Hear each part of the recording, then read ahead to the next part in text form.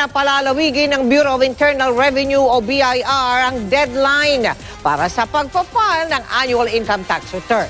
Sa mga hindi nakahabol kanina alas 5 ng hapon, ay naku, papatawa na kayo ng surcharge na 25% na inyong basic tax amount, penalty pa na 25% per annum at 1,000 pisong minimum na multa. Nakatutok si Susan Enriquez.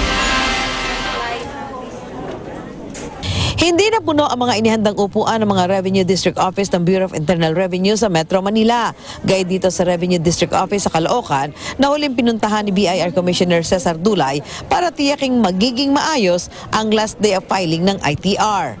They are confident na ma-achieve natin yung goal na sinet at 1.829 trillion. Electronic filing ang sistema ngayon ng pag-file ng income tax, kaya wala na raw dahilan para hindi makapagbayad ng buwis. Nang makausap ko ang ilang mga humabol sa filing ngayong araw, sinabing mas maginhawa na ang filing ngayon. Kung na-delay at humabol sila sa deadline, ito'y bunsod ng iba't ibang personal na dahilan. Kukunti lang, hindi kagaya nung mga nakaraan na siksikan. Okay naman, kasi 9:30 naman kami ng mga dito, yung mga tao nila dito. Wala nang extension ang filing. Kung hindi nakapag-file, mape-penalize kung gusto mag-file. Ngayon, kung ma-check namin na hindi sila nag-file, baka hahabulin namin sila. Dagdag pa ng BIR, mas gagawin pa nilang mas maalwan ang pag-file ng income tax. Ito ay sa pamamagitan ng pagpapasimple sa income tax return form na inaasahang maipatupad sa susunod na taon.